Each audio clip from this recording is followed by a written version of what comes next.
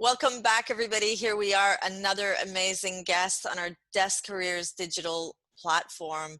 Today we travel to Hong Kong where we meet Sach, who is currently working in a top-tier bank called Goldman Sachs. Welcome, Sach. Welcome to our platform. Hey, Maria. Thanks for having me. It's so great to have you here. What time is it right now in Hong Kong? It's mid-afternoon, so we're about 7 hours ahead of you. Okay. So yeah, into my Sunday kind of routine. So this is slightly off my usual day of rest on a Sunday because obviously outside of the UAE, the kind of convention is more Monday to Friday working, whereas I have Saturday, Sunday as the weekend, and obviously you guys are Friday, Saturday, right? Yeah, we are. All right, we're going to jump right into it. How does someone like you end up in Hong Kong? That's a big question. So for what I do, I work in foreign exchange. I'm very fortunate and very lucky to run the region for a particular platform which we distribute to hedge funds, real money managers in the region. And I have to apologize off the bat. FX, finance, banking is almost learning a different language in itself. So there may be a few terms. Feel free to jump in if I'm not explaining them properly. There's so many different aspects of banking that we could spend hours on. Different sides of it, the buy side versus the sell side. Myself, I moved here 18 months ago. Again, fortunate because there was the opportunity to really get a better insight into what makes Asia tick. Now, in foreign exchange itself, there's kind of three global hubs. There's New York, London, and Hong Kong. I'm fortunate to having worked in each of those locations. I've been in finance pretty much since I graduated. So I'm born and bred in the UK, just outside of London. I studied up in the University of Liverpool. Computer science was the degree that I chose at the time, and it was an interesting time growing up as well. We had the whole dot-com boom back in 2000, 2004. So the market as it was then was probably as uncertain and unstable as it is now. So I think you can draw a lot of kind of parallels to the environment itself. And then through kind of my career, through working in different locations, maximizing opportunities, working hard, all your kind of common themes to get myself here, I landed in Hong Kong. And there's a friend of mine uses a very interesting kind of analogy that kind of all your decisions you've made in your life kind of brings you to this point in time, which I always like to use as kind of a point of reflection. That's a really great one. Yeah, I like that. That's a good one. So the other thing, as I knew we were speaking, and again, apologies, it's been a bit of a manic couple of weeks. So if you've seen the markets, they were expecting a V-shaped recovery. Obviously, we're going through the whole Corona thing, and what's happening in the West versus what's happening in the East is also very different.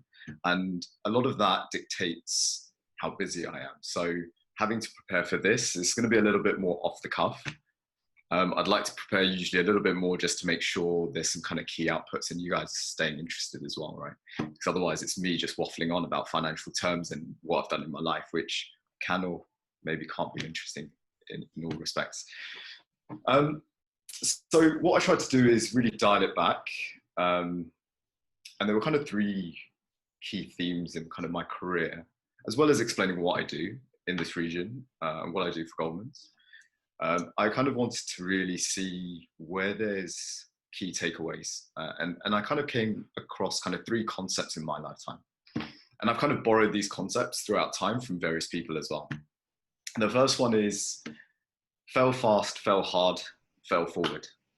And I'd like to kind of reference various places in my career where, you know, I've been through troubling times. The dot-com boom, which I mentioned, like, how do you get a job in an environment such as that? The global financial crisis. I happened to be in New York at the time. So I was working for Citigroup, which is another one of the bigger kind of American tier one banks. Again, you might hear this term tier one quite often. It's based on kind of capital markets, jargon basically in terms of, the size of a bank, their capitalization, the type of clients they engage, and kind of where they're seen in the market as well. You've got your Citigroups, your Goldmans, your JP Morgans, are kind of your typical American banks. Your Barclays, your UBS, your Credit Suisse, are more kind of your European flavor of the same sort of thing. Deutsche Bank also. So yeah, coming back to kind of the fail fast, fail hard, fail forward was a concept I kind of stole from Will Smith. Will Smith talked about this concept and it's super inspirational in terms of, to grow, to truly learn, you have to push yourself. You have to put yourself outside of your comfort zone. And I think the analogy he used was, if you go to the gym, you're working out and you're looking to fail as quickly as possible, but you want to fail having kind of taken those steps to then, when you have failed, your body then resets, recovers, and it builds and you come back stronger. And I think, again, for my career, going through the dot-com boom, going through the financial crisis, going through kind of Brexit and Trump, where the markets were going, there was a lot of uncertainty. That tends to drive a lot of kind of the behavior behind what I'm doing and where I'm engaging people, the landscape, and my job itself. That's really interesting. So how did you go from computer science to this industry? What made you take the leap? Yeah, no, that's a good question. I think this, and this is my opinion, there's a common misconception in which people believe that you need to be of a certain type to then go into a particular industry. And I'm generalizing a lot here, but for me in particular, it's true. And even in the Goldman's world, even in the JP Morgan world, where I was for 7-8 years, I think people value diversity. I think it's important to have education.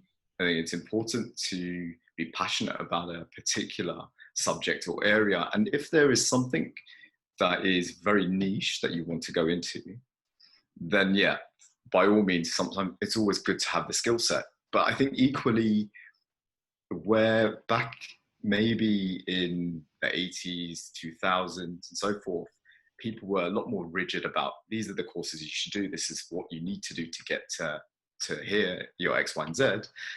There's value in diversity. People like other people that can think differently. You don't want a room surrounded by people that think the same as yourself, because then, well, are you then just part of the bigger factory? Are you part of that bigger machine? And don't get me wrong, there's elements and there's industries that, you can kind of apply that to. But in finance, in banking, it's about challenging the status quo. It's about doing things differently. It's about understanding the market, about understanding your clients. And obviously, again, I can talk about banking all day long, and banking as an organization, there's various divisions, there's various functions, there's traders, there's salespeople, there's HR people, so my kind of pivot point, my perspective is very much from a sales perspective, coming from, so slowly linking it back to your question in terms of computer science gave me that foundation to question the status quo. And actually, not just question the status quo. I almost find each level of education, for me, the other analogy I like to use is like using a crowbar. It's like, how do you open that next door? Now, having a degree, having an MBA, having a CFA, which is the Chartered Financial Analyst program, again, they're quite well revered in the industry. So if there is a particular region or a particular area of finance that you want to go into, each one of these kind of qualifications just helps open the door. Now, opening that door then leads you to having that conversation with that person and allows you to create that opportunity. And that's what I did with computer science. I took computer science. The IT industry was kind of falling off at that point because of the dot-com boom, because again, there weren't many jobs around. The UK is slightly skewed towards finance as well. So you do tend to find people falling into finance. And it's not necessarily a big passion of theirs. And it wasn't mine at the time. But then you meet people, you're in an industry which is rapidly changing, you're in an industry which is utilizing data from all different factions of the world and pulling it together. And you're in a team full of kind of highly well-educated, lateral thinking people, which again excites you. And, you know, regardless of your subject matter, regardless of what asset class you're dealing with, kind of starts to elevate yourself and push people around you to then continue to develop and grow. So that computer science, again, just gave me that foundation to then start to apply some of those lessons in the wider world, and effectively got me into finance. Fantastic. What do you believe that you learned in your career that they didn't teach you when you were a student? And maybe they couldn't have taught you because it's only something you could have learned through life experience at work. That's such a wide question, and I'm sure you've got a variety of feedback and answers on this. I think the academic world is great. Again, it's all about building your foundation to succeed. I think human interaction, how you're dealing with people, you know, it's all your kind of core elements of teamwork. How are you working in a team? How are you interacting with other people? How do you communicate with people? And again, I was more typically skewed towards kind of maths and science, coming through my A levels into my computer science degree. So then how do you apply that to your work environment? How do you work with teams? How do you work with others? How do you work with clients? How do you deal with problems? How do you effectively communicate? And that's something which you learn on the job. And then there's an element of, okay, well, I came from a very structured environment. That industry may not even be there in the future. So with regards to computer science, there was, yes, technology's always been around, but at that point in time, it wasn't necessarily the most relevant. So in the financial industry, it's like you start to learn about yourself. How do you deal with others? What do you actually like doing? Like, you've never had any experience of really, okay, well, this is my day in, day out job now. This is where I'm applying it. Do I get on better with people, or do I prefer kind of coding? Do I prefer being more around technology? Do I prefer, and I think, you know, it's good to have a goal and a vision, but then plotting that journey to the vision, you have to be flexible, because it's a learning curve, right? It's all about the journey, not the destination. So, and I'm a true believer of that. It's all about experiencing, finding out for yourself what you do well, what you don't do well. And then also, whilst tweaking what you don't do well, really, you know, underpinning, focusing and building what you do well and what you do like into that industry. Brilliant. What would you say are your top 3 tips for any young person wanting to go into the industry of banking and finance? Top 3 tips. Again, it's a very difficult one. Actually, I'd like to, Maria, very quickly just come back onto those concepts I was talking about originally. I had 3. So there was a fail, fast fail, hard fail forward, which was the Will Smith analogy. There was always put your hand up, which worked really well for me. And this kind of interlinks within each theme, but actually comes back to your question as well in terms of tips. Always put your hand up. Again, it's about growth. It's about doing something outside of your comfort zone, and it's about putting yourself out there. In 2006, I worked with EMI Records. They got taken over by a private equity firm.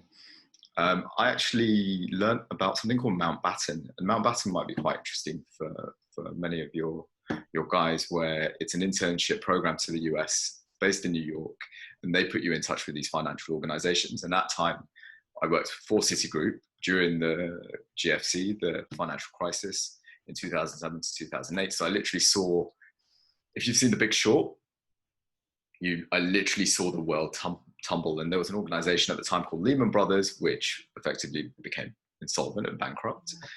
And a lot of the kind of financial industry crumbled. And The Big Short actually describes that set of events very effectively. So Margot Robbie does a great job of explaining for those particular asset classes, what happens and how that kind of interconnects and cause kind of a global economic meltdown. So yeah, always put your hand up. That was kind of an instance of that. I went over to New York, opportunity. I grew myself. I got into finance, got to see different people. I got to interact with different people. When you go work abroad, again, it develops yourself in your mindset of dealing kind of on foreign terms, not just on your own terms, which, you know, the people you went to school with, people you're surrounded by. Obviously, if you're fortunate to be more in that expat community, the way you're wired is probably slightly different to someone who's, you know, from one country, who's schooled in that country and always worked in that country. So I think you're probably at an advantage being on schools such as Desk, where actually, you know what, you've got people of all sorts of life. Whereas my opportunity wasn't quite the same. I, you know, in the UK, studied in the UK. So New York was my first kind of foray into the expat life, understanding New York, enjoying New York as an intern, whilst the world's kind of melting down around you, which is super fascinating. So tip one, as part of kind of one of my concepts, definitely always put your hand up. Another example of that, actually, I worked for JP Morgan for 8 years. After the financial crisis, I came back to the UK. I couldn't find a job. I mean, literally, again, finance was down. You're really putting yourself out there, channeling. I know you had a recent spotlight interview with the LinkedIn guys, utilizing those tools. You know what, the tools you have now compared to the tools we had then, you'd laugh, right? You didn't have a LinkedIn. Internet was, the way it was utilized was very different. The levels of communicating, we could never have this level of interview or interaction from an international standpoint. It was just unheard of. So I think utilize the tools that you have now to then really push your boundaries, get in contact with people, find people on LinkedIn that might interest you and reach out to them. I think that helps. And as I was saying, I found that I was lucky to find a job through going through lots of coffees with people, meeting lots of people in the industry that I knew, people that I didn't know.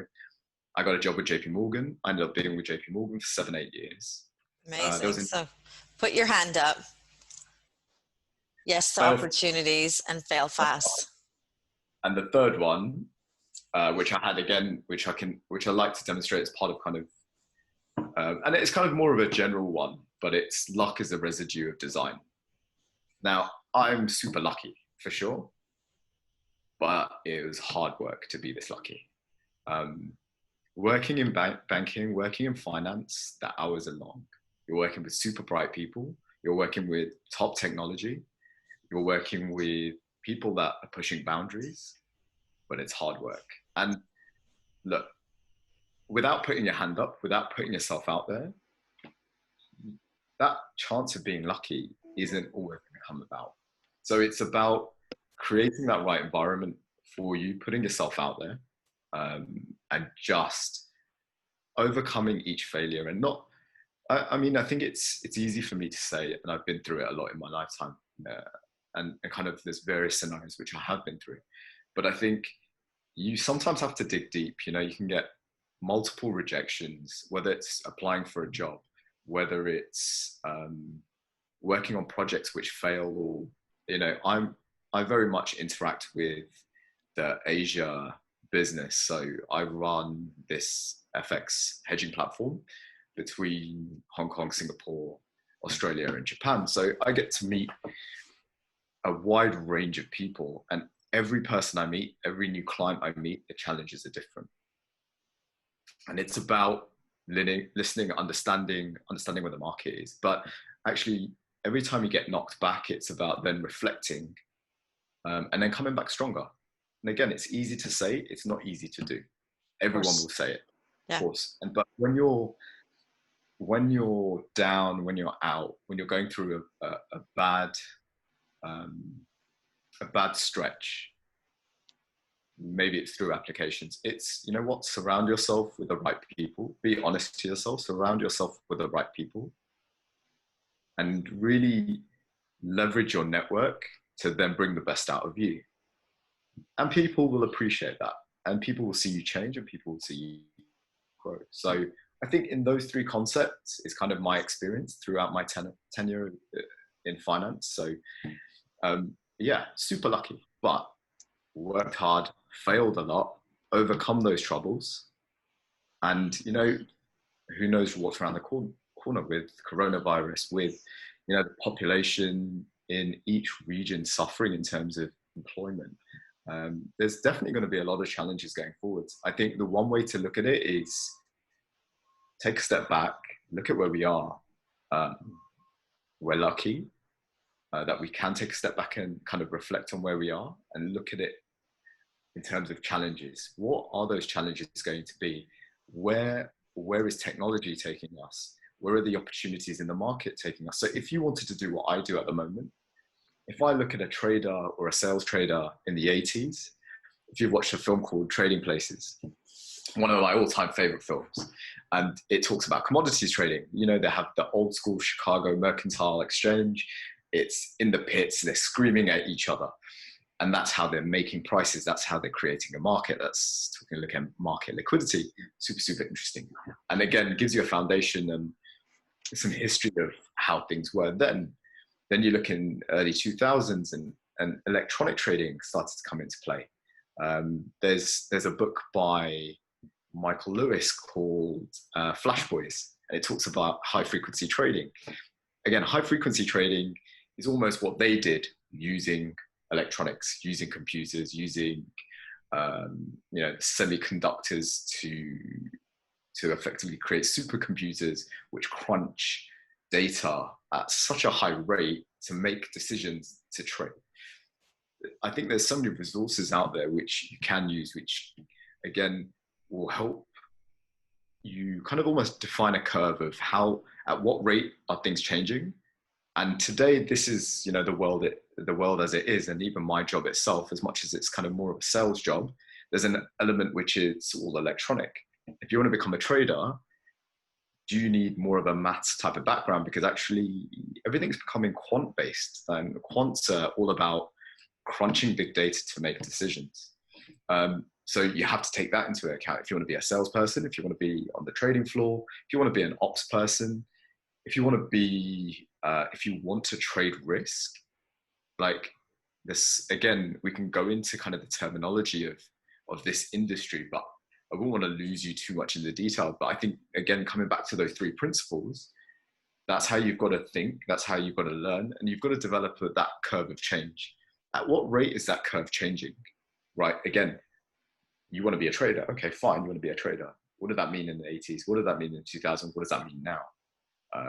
It's a very different job. Like, you didn't need to know programming 10, 15 years ago. Now it's almost a staple as part of what you're doing day to day. And you might have kind of a wider set of skills and things to do and be aware of in the environment we're in. And the environment changes so quickly. I mean, look at the markets over the last few weeks, which we briefly discussed. It's changing a lot. So you have to be adaptable. The markets are tough. There's a lot of bright people out there. And it helps being passionate about it as well. But don't get yourself down when it's not that easy. Learn, focus, and just keep pushing yourself. Brilliant. I think I mentioned a few films. I think films are great because obviously you've got gives you a slight insight, but obviously Hollywood makes them a lot more elaborate and a lot more pie in the sky in that sense. So Wolf of Wall Street, Big Short, you've got Trading Places, probably the 3 that I looked at. Tools, I just want to touch on briefly. I think podcasts, there's some great podcasts out there at the moment. This Chat with Traders, I think it's called, one that I kind of reference here and there. You don't have to watch all of them, but again, it's kind of getting insight into each person's kind of view on what they did, what they think is important. And then at the end of the day, I think there's a few books I mentioned by Michael Lewis as well. I think it's about taking all those inputs. And actually, what's really important in the industry that I'm in, and if you ever come into banking and in finance, you'll find this. You don't have to be right or wrong, but you have to form a view. You have to form an opinion. And then you state how you form that view. You state how you form that opinion. So it's then pointing out facts. Well, look, Trump election year, this is what's important. China, America, okay, what's that going to mean? You know, in terms of trade agreements, what does that mean for the world? And then with all those kind of inputs, you develop a view. When you develop a view and you can present to someone in a bank your view, they will find that very valuable. And especially when you can substantiate it. And it doesn't matter whether you're a technologist, doesn't matter if you're a salesperson. Everyone appreciates a view. And Amazing. actually, one more thing just came to mind. And sorry, I'm kind of waffling a little bit. But I get super excited about these things because actually there's so much going on in the world at the moment. And it's just about trying to find where you fit in the world and again, trying to form that view. It's called The Greatest Hack. I don't know whether you've seen The Greatest Hack. It was on Netflix last year. Something, again, I would look at. It's not necessarily about banking, but it does talk about data. And data, there was a quote in it from one of the ladies who used to work for a company called Cambridge Analytica. And there was a quote in it that data has become more valuable than oil. And that is as true as it was then and as it is today. So, and I think it's going to become more of the case going forwards. You know, big data, personal data on you, data on the markets. And data, again, is such a wide subject that I can't talk on behalf of because I'm no qualified expert, but, you know, I have a view. And I think what certain organizations use data for, and how that becomes more important in banking, how that becomes more important on the buy side for people making decisions with money to make money, whether it's a pension fund. So when you get to the age where you need money back and you've been putting money into that system, how are they going to pay you back? Well, they have to make money. So they then use data to make money. So much to talk about, Sach. So little time, so much information. I think we need to get you into a couple of our lessons in business economics and computer science. I think we need to bring you into the department and just get you in full time. So much to say. I really, really appreciate it. I know anybody watching this right now is going to be really very impressed with the wisdom that you've shared, the resources that you've suggested to read, to watch, and to listen to. A lot changing in the world right now, and I think you just said it very clearly. It's not just about what you're learning at school, but it's also about staying current and learning the gift of resilience, adaptability, and always thinking, you know, work hard. It's not only about luck. We could talk about luck forever, and that's definitely a topic I'd love to get into, but with time, I think the one thing that stands out for me in what you said today, I mean, there were so many things, but the one thing, and I know it's going to resonate well with anybody listening, is learn to form an opinion and then back it up with information, fact, and your own personal wisdom as well. So thank you so much. Thanks for taking some of your Sunday afternoon and sharing it with us.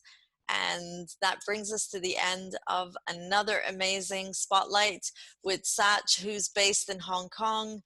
Talk to us about his experience from being a university student, going to New York, living in Hong Kong, and really helping us to have an insight in the journey that he's taken through his career path. Thank you everybody for watching, and we'll see you again at the next Digital Spotlight. Thanks, guys.